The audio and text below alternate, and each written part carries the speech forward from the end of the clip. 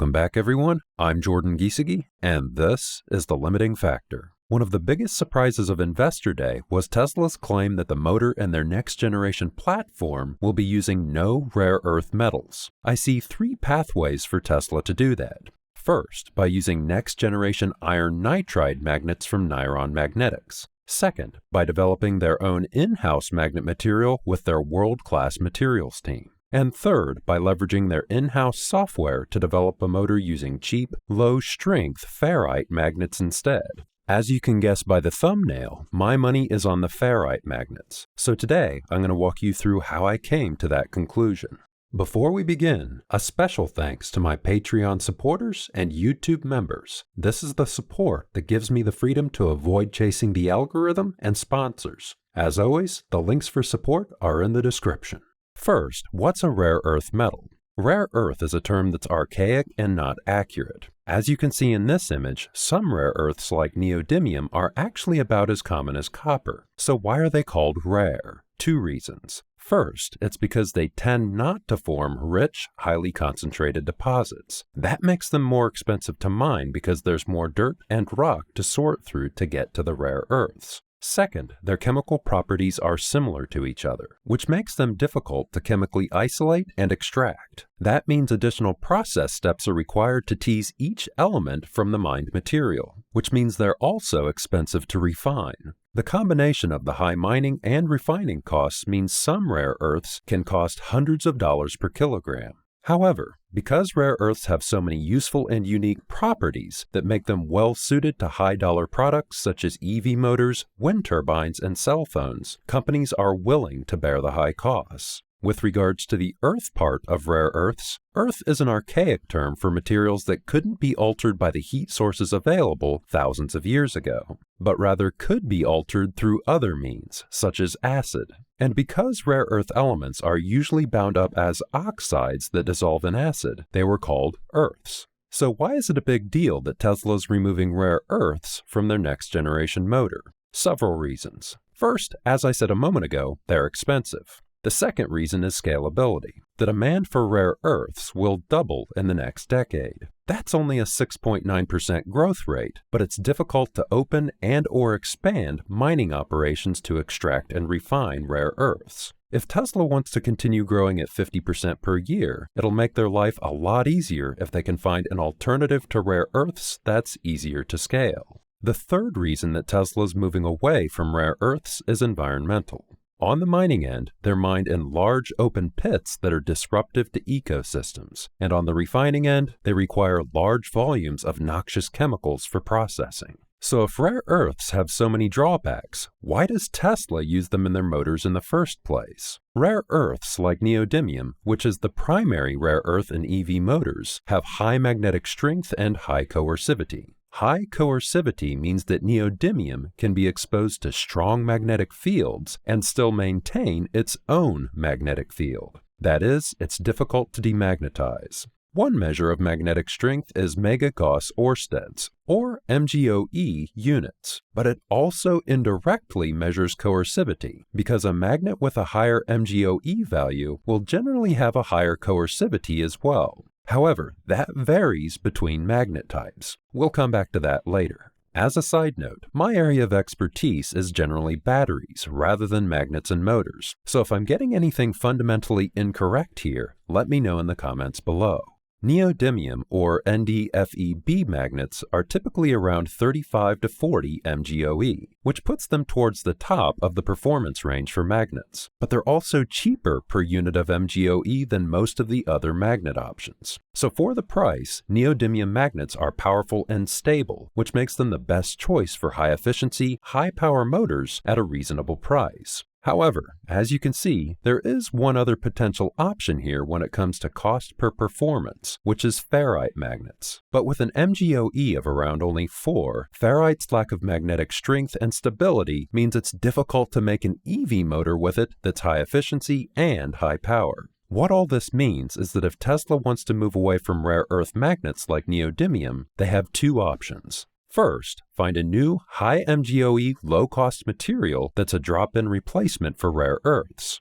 Second, there's no first principles reason why ferrite can't be used for an EV motor. So Tesla could invest the engineering resources to make that happen. They could do some combination of these two, but I won't get into that today because there's so many possibilities and it wouldn't provide much additional insight. With that background out of the way, let's get into the technical and practical details of each of those options. First, there's been a lot of chatter about a company called Niron. Niron claims to be able to make a magnet out of iron nitride, which is just iron and nitrogen that's better in every respect than neodymium magnets. Iron nitride has a long history. It was discovered in 1951, explored as a magnetic material in the 1970s and 1990s, and now Niron intends to bring it to full commercial reality. Let's look at Niron's performance and commercialization plans. First, in early 2022, Niron said that they were going to start sending out small samples of their iron nitride products so that commercial partners could assess their technology.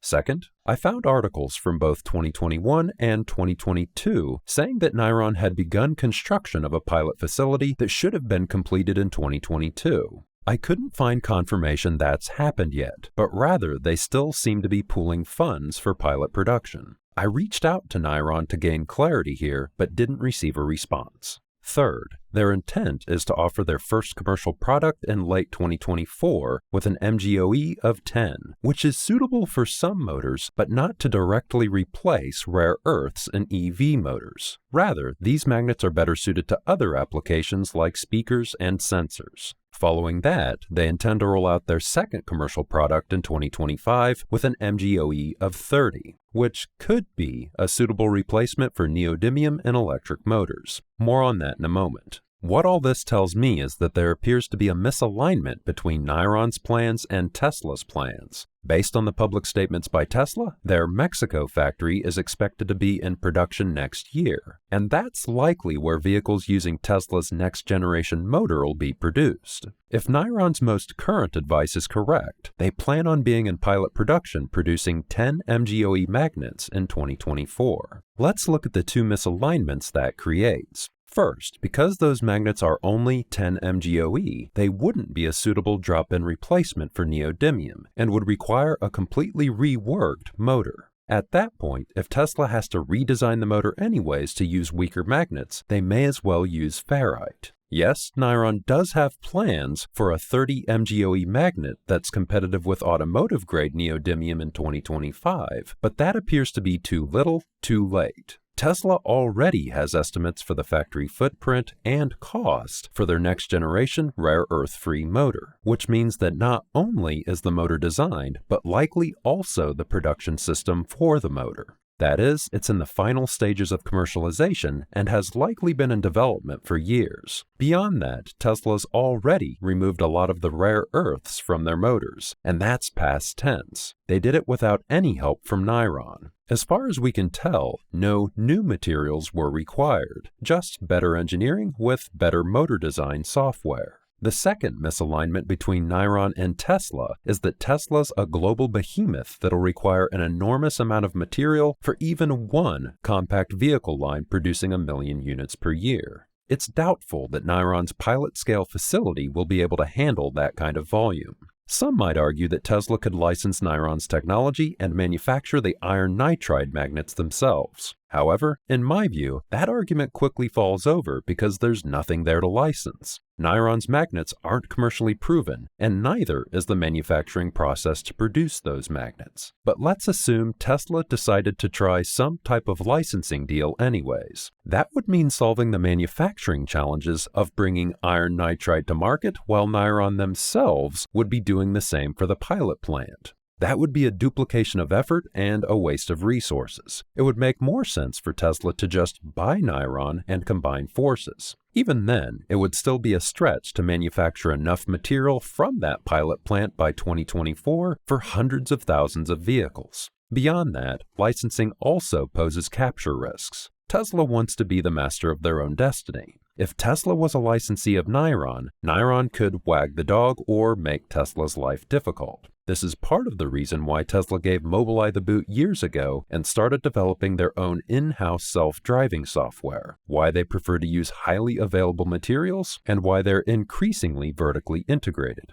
Anything mission-critical can't be left to chance. Even if the relationship between Niron and Tesla was excellent, Niron would still represent a single point of failure that's outside of Tesla's full control. With that in mind, I view it as unlikely that Tesla would trust the ramp of arguably their most important vehicle ever to a product that's never been manufactured at scale. But there's one more nail in the coffin for collaboration between Niron and Tesla. Earlier, I said that MGOE measures magnetic strength directly and is generally a good indicator of coercivity, which is the ability to resist demagnetization. Iron Nitride is the exception to that rule. As per the CEO of Niron, their 2025 product will have the coercivity of ferrite. That comment's a big deal because ferrite has relatively low coercivity. Low coercivity is one of the main reasons why ferrite isn't used in EV motors. Ferrites tend to demagnetize, which causes the motor to lose power. As we'll see later in the video, that's a solvable problem, but it means that Niron's magnets are definitely not a direct replacement for neodymium and would require a lot of engineering effort to adapt to EV motors.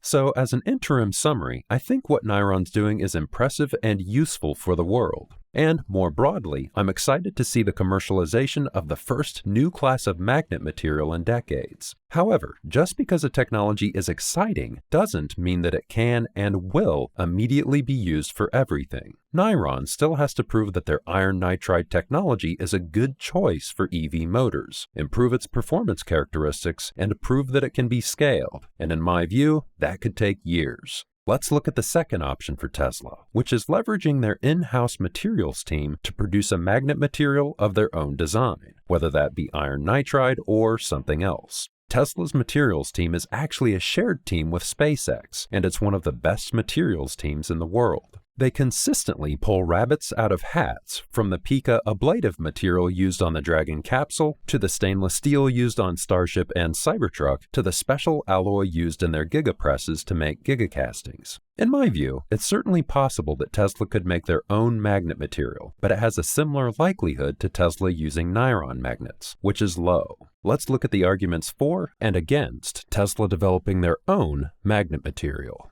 As Elon said at Battery Day, the materials team is working on a number of materials that they're not ready to share. Although developing magnetic materials is one of the most difficult challenges Tesla's materials team could undertake, it's been clear for over a decade that rare earths would eventually become a bottleneck. That is, it's a problem they've had time to work on, and there's no reason for Tesla to insource a material, part, or software package when they can do it in-house better and cheaper, and be the master of their own destiny. What's the point of having one of the best materials teams in the world if you don't use it? The only good reason would be that you have a better idea, but we'll come back to that in a moment. What about arguments against? The first argument against Tesla developing their own iron nitride material would be that Niron has been working on iron nitride magnets for over a decade, and they have patents which would protect their technology. My view is that too many people assume that because a company has a patent on something, it's game over for everyone else. From what I've seen, there are generally ways to sidestep patents if you have a clever engineering team. So a better way to look at it isn't that Niron has patents, it's that so far I haven't seen any patent applications from Tesla for high-strength magnetic materials or the production of them. Then again, sometimes Tesla patent applications don't show up until after they've unveiled the product. So we have a potential blind spot. With all that in mind, why do I think it's unlikely that Tesla's developing their own magnetic materials like iron nitride for their next generation rare earth-free motor? It's because, from my perspective, the cost-benefit ratio is questionable. It would take a lot of engineering resources and capital to develop and scale their own material, and it doesn't appear to be necessary. So it's not that I think Tesla couldn't develop a magnetic material, it's that I don't think it would be the best use of resources because I believe there's a better option. With that, let's get into ferrite motors. As I said earlier, based on cost per performance, there are currently only two viable options for EV motors, neodymium and ferrite. Ferrite magnets are made of ceramic iron oxides, and so they're cheap, at about 1/10 the cost of neodymium per unit of weight. But they're also low strength, at about 1/10 the MGOE of EV motor-grade neodymium. So it comes out in the wash, right? Not quite, because MGOE isn't calculated by weight, it's calculated by volume. ferrite has a density of about 5 grams per cubic centimeter, whereas neodymium has a density of about 7.5 grams per cubic centimeter. That means ferrite costs about 33% less per unit of performance. That is, if you're looking to drive down cost, ferrite is the way to go. The problem is, as I said earlier, ferrite just doesn't have the magnetic strength and stability to create a motor that's as efficient and powerful as a neodymium motor. Let's take a closer look. With the neodymium magnets in a Tesla motor, there are 12 magnet slots oriented around the rotor in a relatively simple design to shape the magnetic fields. With ferrite, you'd have to stuff in 10 times the volume of magnets in a much more complex arrangement to get the same effect. Furthermore, because ferrite has lower coercivity than neodymium, it's easily demagnetized when exposed to competing magnetic fields. This makes ferrite motors quite the engineering puzzle because they require a high packing density of magnets in a small area, but arranged in such a way that they don't get demagnetized. What further complicates the challenge is that EV motors have high demands in terms of power, efficiency, and weight. So although there are already ferrite motors on the market, making one that meets the needs of the automotive industry is a jigsaw puzzle that no one's solved yet, despite a lot of attempts. Let's look at the research on ferrite motors. Generally, if I want to learn about a topic, I look for a review paper. In this instance, I Googled ferrite motors review paper, and the top hit was right on the money. It was titled, Low-Cost, High-Performance Ferrite Permanent Magnet Machines in EV Applications, a Comprehensive Review by Patrick Chi-Kwong Luck, et al. One of the key takeaways of the paper was that ferrite motors are approaching the torque density of a 2004 Prius motor. A comparison to a Model 3 motor would have been better, but the Prius motor is still automotive grade. So an automotive grade ferrite motor has been possible since about 2013, which was a decade ago. It's just that neodymium motors have continued to improve since the 2004 Prius. That is, there's no physics that say a high-performance ferrite motor isn't possible. It's just about getting the right engineers in the room with the right modeling software to make it happen. And, as we know from Investor Day, Tesla built their own in-house modeling software, and this is what they said about it. Quote, "Our custom software lets us simulate the rotating magnetic field, and getting that simulation exactly right is central to the cost, weight, size, and even the sound of the drive unit. You can buy software that'll do this, but our tools are faster and they're more accurate, and that allows us to quickly iterate through millions of possible drive unit designs to find the best one." End quote. In other words, if researchers were able to make a good ferrite motor 10 years ago, what can Tesla do now with some of the best engineers in the world, the best software, and deep pockets? In my view, the answer is a ferrite motor that's perfect for a compact Tesla.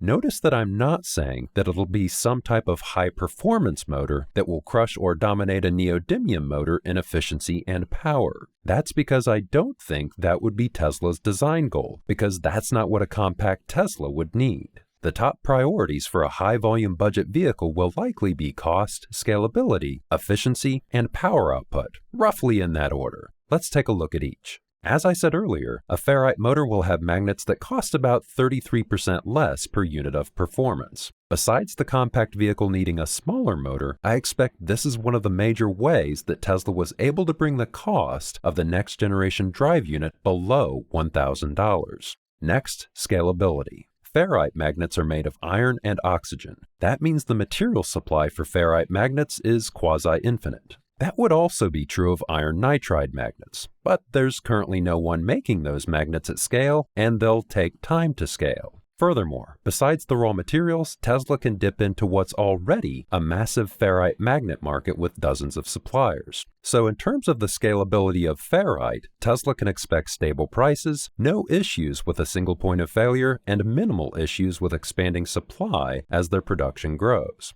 With regards to efficiency, a Patreon supporter sent me a recent white paper on a ferrite motor that achieved 93% efficiency. This isn't necessarily the best ferrite motor I've seen, but it provided good visuals that hit the key specs. How does 93% compare to a Tesla motor? It's the same efficiency as the induction motors in the older versions of the Model S. However, it's short of the reported 97% motor efficiency that was achieved with the Model 3 motor in 2019.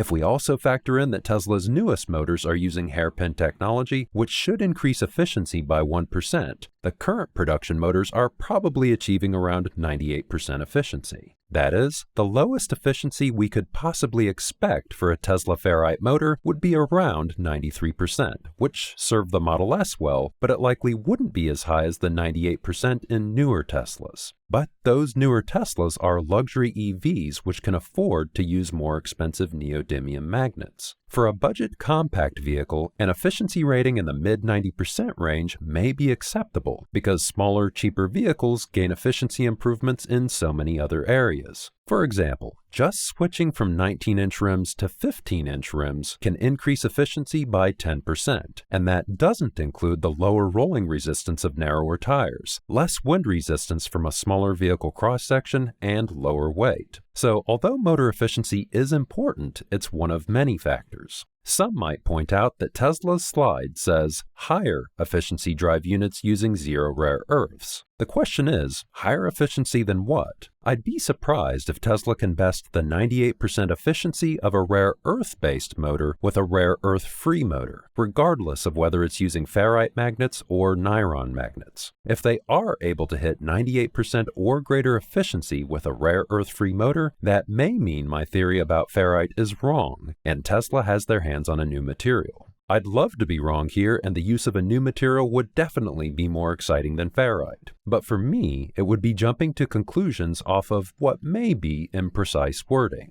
Finally, power.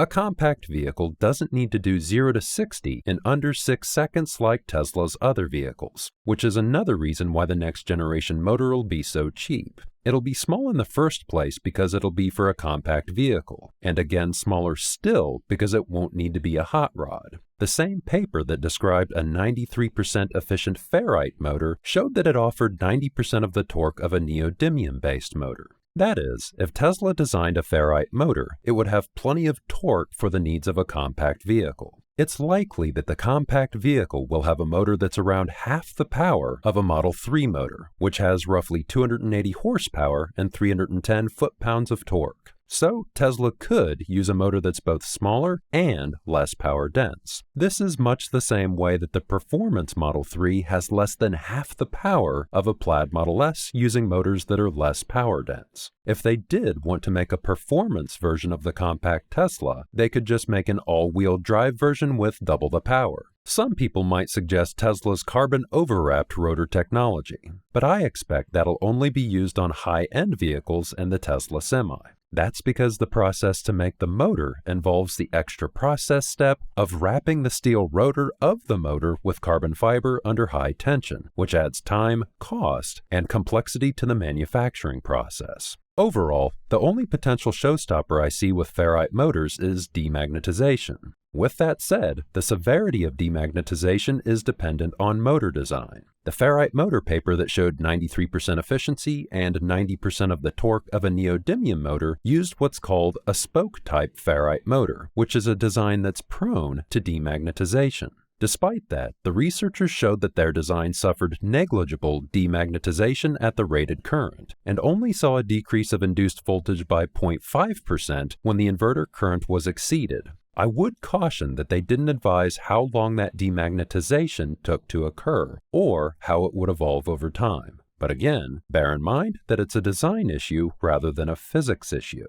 In summary, as much as Niron's iron nitride magnets are exciting, they just don't appear to be ready for prime time yet to compete with neodymium in electric motors. That's both in terms of their magnetic strength, which isn't expected to be on par with neodymium until 2025, and scaling. So far, the plans for their pilot production plant are unclear, but if I were to hazard a guess, I'd say they're intending to commission a pilot plant in 2024. Even then, that'll take time to scale. Pilot production means low volume, and they'd still need to build a full-sized factory to meet the demands of a company like Tesla. Meanwhile, Tesla appears to have the skills in-house to develop their own iron nitride or other magnetic materials, but the cost-benefit of developing them probably isn't worth it. Not only would it involve Tesla developing a process to make that material, but also develop the supply chain and factories to scale it, whether that's in-house or contracted. That's as compared to the alternative, ferrite, which has an existing supply chain that's extensive. Tesla has the know-how in-house to develop a ferrite motor. That ferrite motor likely won't be as efficient or as powerful as a neodymium motor, but it would be within a few percent. That would likely be acceptable for Tesla because a compact budget vehicle would be inherently efficient and have lower power requirements. Instead, the priority will likely be cost and scalability. The point of a compact budget vehicle will be to democratize EVs, and that means making it as cheap as possible and at production volumes that will likely be higher than any other vehicle in history. Ferrite magnets can deliver on both because they cost 33% less per unit of performance than neodymium and are made of iron oxide, which is abundant and easily scalable. Some might argue that Tesla would simply never use a lower performance motor in exchange for cost and scalability. However, we've already seen Tesla enthusiastically take that trade in the past with LFP battery cells. Around half of Tesla's vehicle production now uses iron-based LFP battery cells that have lower vehicle-level efficiency and power than nickel-based battery cells. Why? First, scalability and cost. Iron-based LFP has fewer resource constraints than nickel-based cells, and due to that, tends to be cheaper over time. Second, Tesla's standard range vehicles don't need to maximize performance and range. They just need enough performance and range to create an appealing product for the price point. I see the same dynamic with neodymium rare earth versus ferrite-based motors. With great engineering throughout the vehicle and powertrain, Tesla can use cheap, easily scalable, lower performance materials to make the best-selling vehicles in the world. As usual, this is my opinion. Let me know what you think in the comments below. If you enjoyed this video, please consider supporting me on Patreon with the link at the end of the video or as a YouTube member. You can find the details in the description. A special thanks to my YouTube members and all the patrons listed in the credits. I appreciate all your support and thanks for tuning in.